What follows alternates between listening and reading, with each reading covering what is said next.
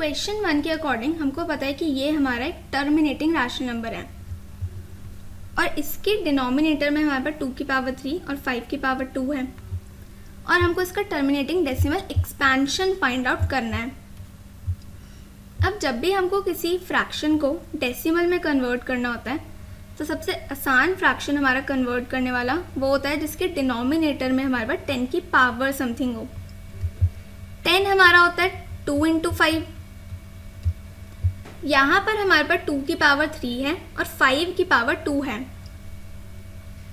अगर ये दोनों हमारे इक्वल हो जाएं तो हम इसको 10 की पावर समथिंग लिख सकते हैं, लेकिन यहाँ पर हमारे पास एक 5 कम है तो इसके डिनोमिनेटर को हम एक 5 से मल्टीप्लाई कर देते हैं। जिस नंबर से हम डिनोमिनेटर में मल्टीप्लाई कर रहे हैं उसी नंबर से हमको न्यूमरेटर में भी मल्टीप्लाई करना पड़ेगा, यानी कि इसके डिनोमिनेटर और न्यूमरेटर को हम 5 से मल्टीप्लाई करेंगे तो ये हमारे पास इसके इक्वल आ जाएगा।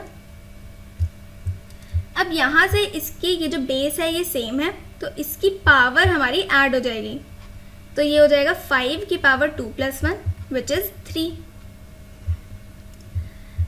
अब यहाँ पर ये दोनों बेस हमारे डिफरेंट है लेकिन दोनों की पावर हमारी सेम है, तो पावर को हम कॉमन निकाल कर लिख देते हैं तो ये हो जाएगा 2 इंटू 5 की पावर 3।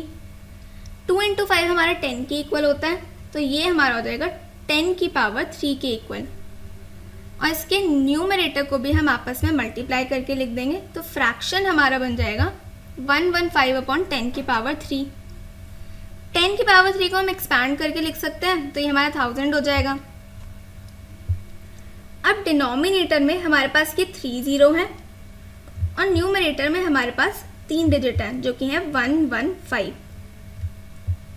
अब 3 0 का मतलब ये जो डेसिमल है ये वहाँ पर लगेगा कि उसके बाद जितने नंबर ऑफ डिजिट्स हों वो हमारे 3 के ही इक्वल हों, तो यानी कि ये जो डेसिमल है यहाँ पर लग जाएगा, उसके आगे हम 0 लगा देंगे। इस डेसिमल के बाद यहाँ पे हमारे पास 3 डिजिट्स आ गए, तो इसका मतलब इसका डेसिमल एक्सपेंशन हमारा हो गया 0.115 के इक्वल।